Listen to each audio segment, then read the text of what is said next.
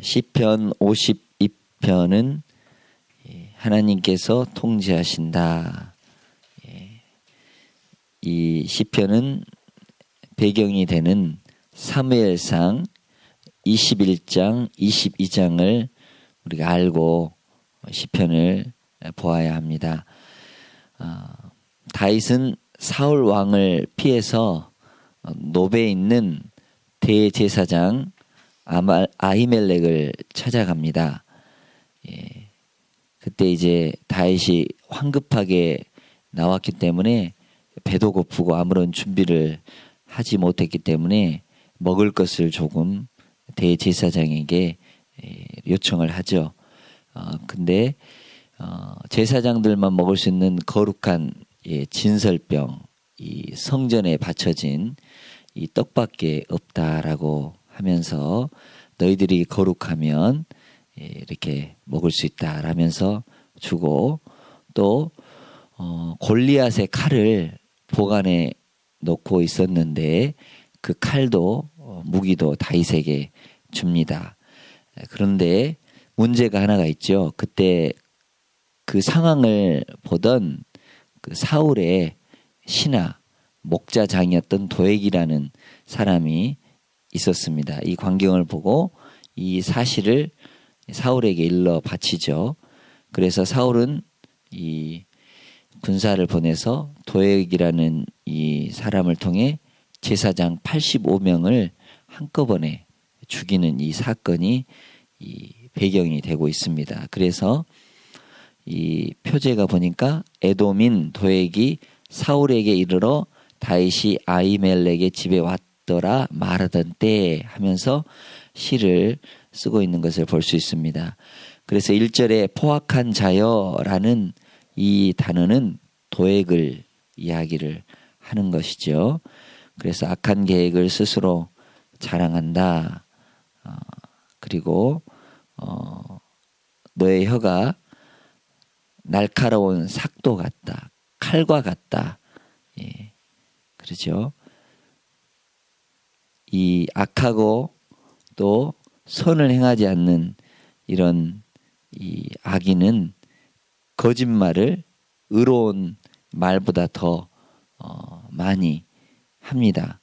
그래서 4절에 보니까 간사한 혀라고, 그래서 남을 해치는 모든 말을 좋아한다. 악한 자의 특징이죠. 이웃의 생명과 명예와 선을 삼켜버리는 그런 말을 많이 합니다. 요새 이렇게 나라가 계속해서 문제가 많죠. 이렇게 고발, 고소, 그래가지고 시끄러운데 이럴 때 침묵하고 잠잠하고 조용히 하고 하나님만 바라보는 것이 가장 귀하고 지혜롭고 현명한 방법입니다. 이 말을 하면 또 저 말을 하고 말은 옮길 수가 있죠. 그래서 발 없는 말이 천리 가는 법인데 차라리 침묵하고 말을 안 하는 것, 그러면서 하나님만 바라보는 것, 그리고 하나님이 하시는 것을 믿는 것, 이런 사람이 의인입니다. 그런데 악인은 없는 말도 있는 것처럼 꾸며가지고 사람을 괴롭히고 또 이렇게 어렵게 하는 그런 경우가 너무나 많습니다. 마치 악인의 혀는 하와를 유혹하여 넘어뜨린 뱀의 혀와 같습니다. 뱀의 혀를 보면 혀가 이렇게 두 갈래로 갈라져 있죠. 뱀의 혀는. 그래서 이런 말 저런 말 이 말 저 말 두 갈래로 이야기를 하죠. 그리고 치명적으로 악한 사람들에게 있어서는 독이 있습니다. 그렇기 때문에 살릴 수 없죠. 자, 그런데 하나님은 어떻습니까? 그 악인에 대해서 그냥 보고 있는 것이 아니라 뽑아내신다. 내 뿌리를 빼신다. 화분에 있는 화초에 이렇게 화초를 잡아당겨서 뽑아서 놔두면 자랄 수가 없죠. 나무도 마찬가지로 이렇게 뿌리를 뽑아버리면 말라서 살 수가 없습니다. 하나님이 그렇게 뽑아내신다라고 이야기를 하고 있습니다. 악한 행위에 대해서 하나님께서는 준엄한 심판을 하신다. 이렇게 시편은 고백하고 있습니다.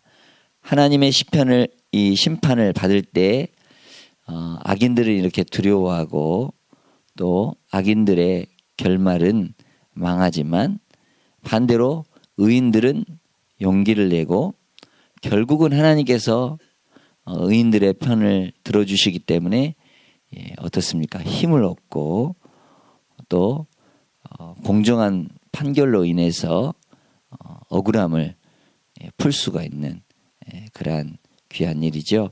우리가 시편 1편에서 보면 악인들은 심판을 견디지 못하고 죄인들이 의인들의 모임에 들지 못한다. 그래서 하나님은 악인들의 길은 망하게 하시지만 의인들의 길은 인정해 주신다. 그렇습니다. 우리 하나님만이 오직 공정한 심판자시고 또한 의지할 그러한 피난처라는 것을 우리는 잊지 않아야 하겠습니다. 1절에서 4절은 이 포악한 자에 대한 고발을 노래했다면 이제 5절에서 7절까지는 이 포악한 자, 악한 자, 간사한 자에 대한 하나님의 심판을 볼 수 있습니다.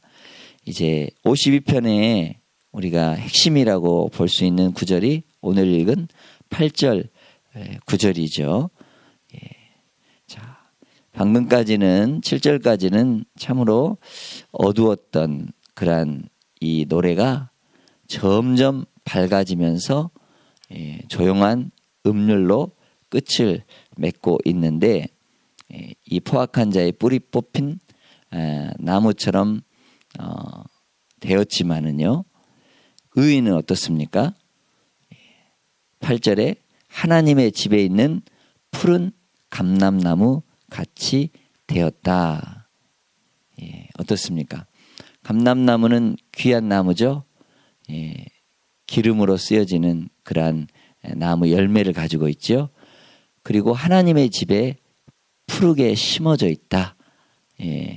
그렇습니다.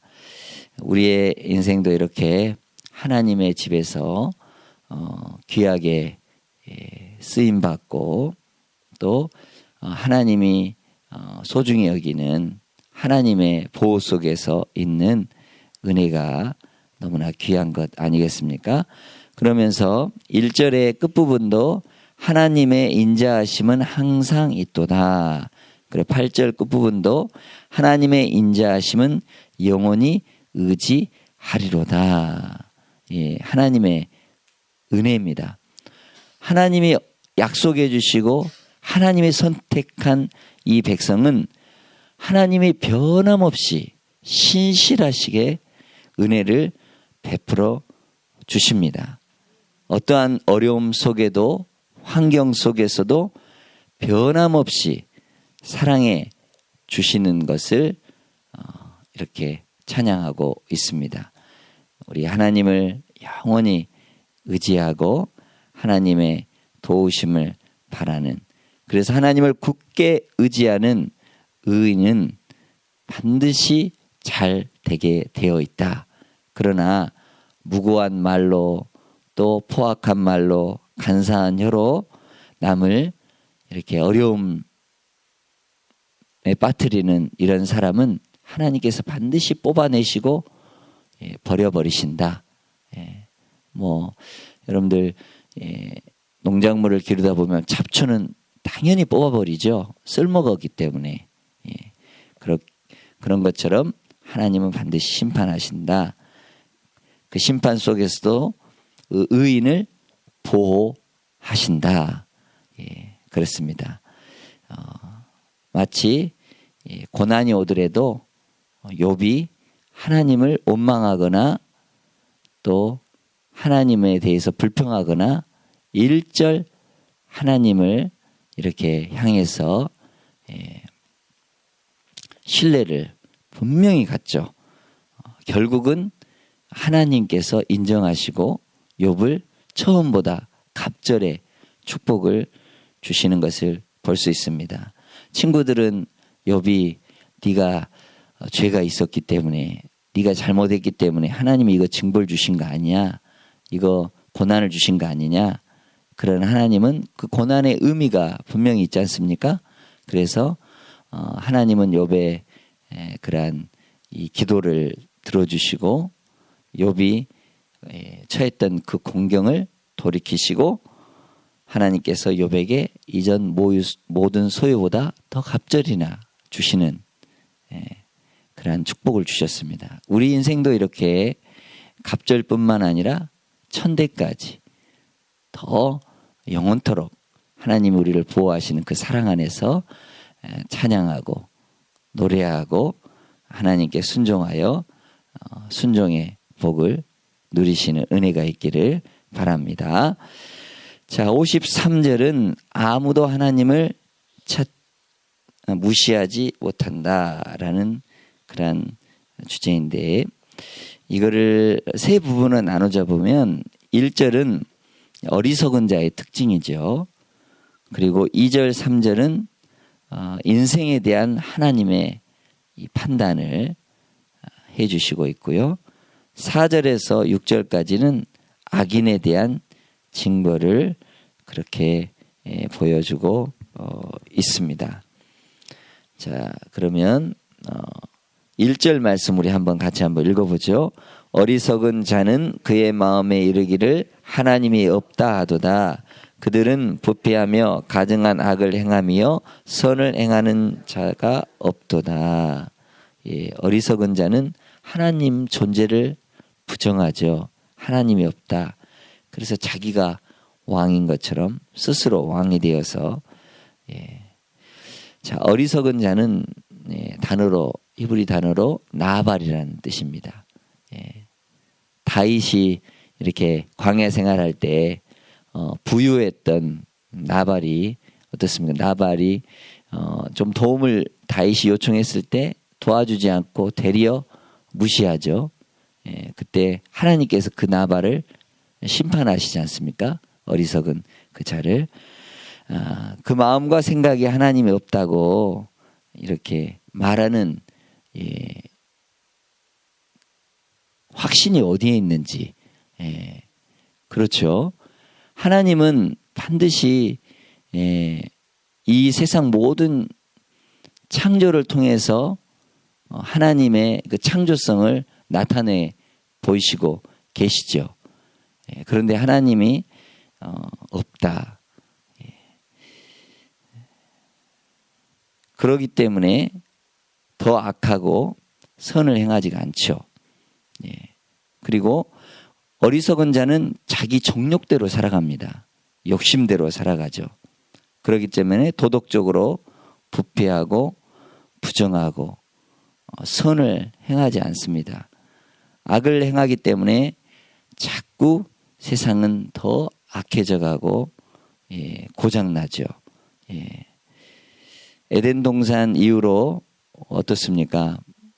악은 점점 더 발달하고 발전하고 고도화되고 그러지 않습니까? 세상이 더 좋아질 것 같은데 안 그래요.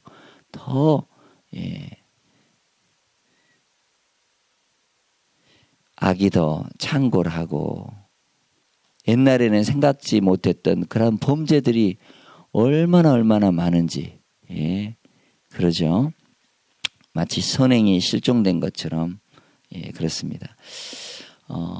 윌리엄 골딩이라는 분이 쓴 책이 파리 대왕입니다.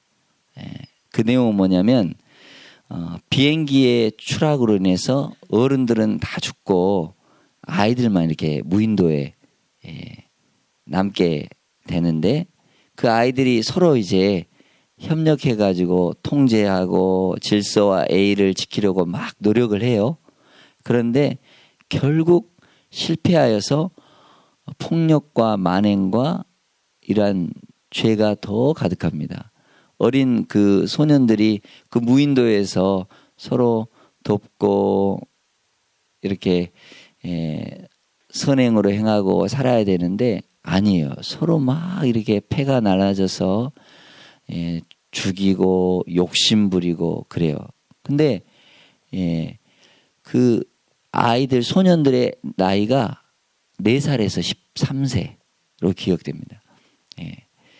그러니까 이제 그 아이들조차도 이렇게 그 무인도에서 욕심 부리고 또 사람의 이 이기심과 또 약육강식, 뭐 각자 도생, 뭐 무서운 사회가 되고 타락한 사회가 되는 것을 그렇게 소설로 했는데 노벨상을 받게 되죠. 인간의 그러한 모습이 그렇다는 겁니다. 하나님이 없고 하나님이 그곳에 계시지 않으면 인간은 전적인 타락입니다. 그렇기 때문에 예수님이 구원해 주시지 않고 예수님이 건져 주시지 않으면 우리 인간들이 이렇게 잘 되고 할고 유토피아처럼 좋은 세상 만들어갈 것 같은데 그렇지 않아요. 거기에 하나님이 계셔야 되고 하나님의 통치와 다스림과 섭리와 하나님의 은혜가 있지 않으면 인간들끼리는 고장났기 때문에 안 됩니다. 그렇죠? 인간의 부패성이죠. 이사야 53장 6절에는 그렇게 표현을 하고 있죠. 우리는 다 양 같아서 그릇 행하여 제 길로 갔거늘 잘못된 길을 스스로 간다라는 겁니다. 그런데 거기까지는 소망이 없는데 어떻습니까? 여호와께서 우리 모두의 죄악을 누구에게 담당시키셨습니까? 예수님에게. 그러기 때문에 소망이 있는 거예요. 예수 믿는 그런 사람들에게 소망이 있는 겁니다. 예수님을 닮아가는 삶, 예수님을 닮아가는 성품. 그래서 24시간 주님만 바라보자. 또 영성일기 써가면서 하루에 1시간씩 기도의 운동을 펼치면서 그렇게 인간에게는 소망이 없지만 우리 하나님을 바라봤을 때는 반드시 소망이 있다. 세상은 미움과 시기와 또한 악행이 가득하지만 주님을 믿는 사람은 어떻습니까? 우리 고린도전서 13장에 보면 사랑은 오래 참고 사랑은 온유하며 뭐 시기하지 않고 자랑하지 않고 교만하지 않고 모든 것을 참으며 모든 것을 바라며 모든 것을 믿으며 모든 것을 견디는 것. 우리 하나님께만 소망이 있지요. 우리 인간의 냄새나고 누더기 옷과 같이 또 낡아버리고 그런 것들은 아무런 도움이 될 수 없습니다. 우리 하나님만 그러죠. 그렇기 때문에 우리는 예수님의 이 마음, 겸손한 마음, 또 비우고 낮추고 또 이렇게 하나님께 복종하는 그러한 마음. 그래서 십자가 바라봐야 되고 주님의 부활을 바라봐야 되고 주님의 그러한 은혜를 바라봐야 합니다. 자, 이렇게 악인의 어리석은 자의 특징은 뭐 선을 행하지 않고 근데 하나님 어떻습니까? 하나님은 하나님을 바라보는 사람을 주목하시죠. 악한 사람은 정말 하나님이 없다 하고 제멋대로 살아가지만 하나님을 바라보는 사람에게는 하나님이 반드시 좋은 것으로 만족해 주시고 독수리처럼 청춘으로 새롭게 해주신 분이십니다. 자, 그런데 이 악한 사람들의 그러한 행동은 어떻습니까? 뭐 52편에도 보셨지만 뭐 간사한 혀를 이렇게 내밀고 그다음 4절에 보니까 악을 행하는 사람들은 의로운 사람들을 떡 먹듯이 이렇게 괴롭히는 이 습관이 마치 식사를 하는 것처럼 자연스럽게 의인을 박해하고 또 괴롭히고 그렇다라는 겁니다.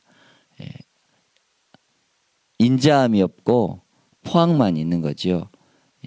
자기의 힘과 또한 욕심을 따라 구하고 살아가는 가는 것 같습니다. 그런데 그들은 하나님이 반드시 심판하시죠. 5절에 보니까 그들의 뼈를 하나님이 흩으셨다. 하나님이 52장에서는 뽑아버리시지만 그 뼈를 하나님이 흩어버리셨다. 하나님이 이렇게 다 갚아주신다라는 겁니다. 그렇기 때문에 이 53장도 역시 핵심은 6절입니다. 6절 우리 한번 읽어보죠. 시온에서 이스라엘을 구원하여 줄 자 누구인가? 하나님이 자기 백성의 포로된 것을 돌이키실 때 야곱이 즐거워하며 이스라엘이 기뻐하리로다. 아멘. 52편의 핵심도 우리 8절 9절 하나님께서 행하신 것, 하나님의 인자하심에 대해서 감사하고 하나님의 이름을 사모하고 그랬습니다.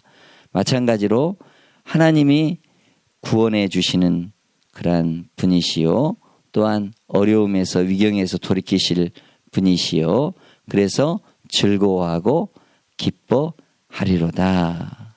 그렇습니다. 위기를 만났을 때 의지할 분은 누굽니까? 바로 하나님이시죠.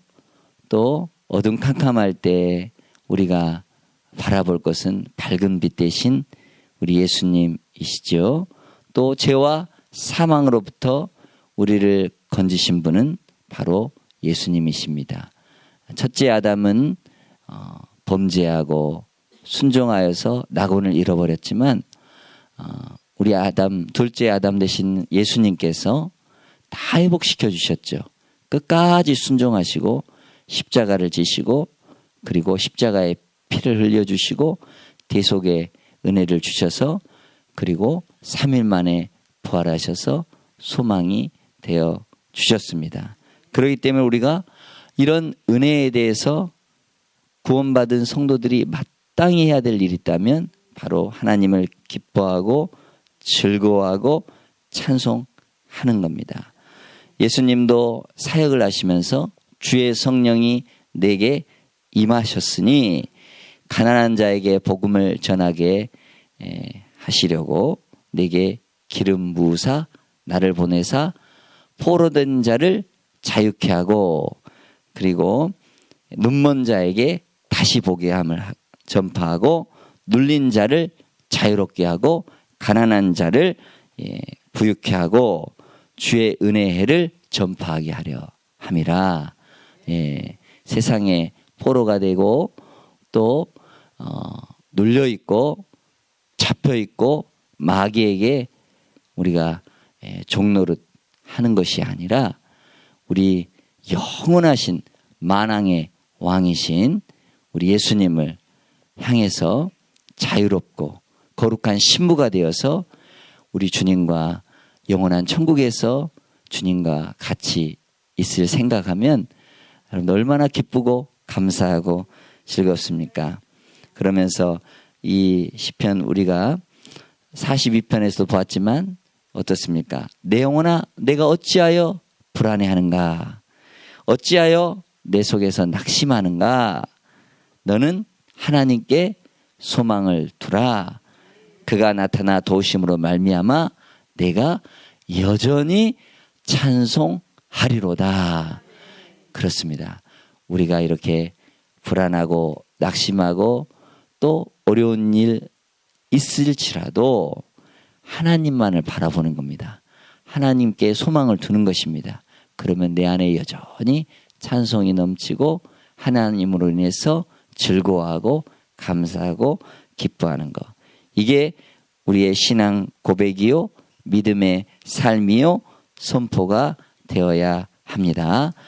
이러한 귀한 은혜가 오늘 또 여러분들 동일하게 나타나시는 어제나 오늘이나 영원토록 함께 하시는 그런 주님을 찬양하고 높이시기를 바랍니다. 기도합니다.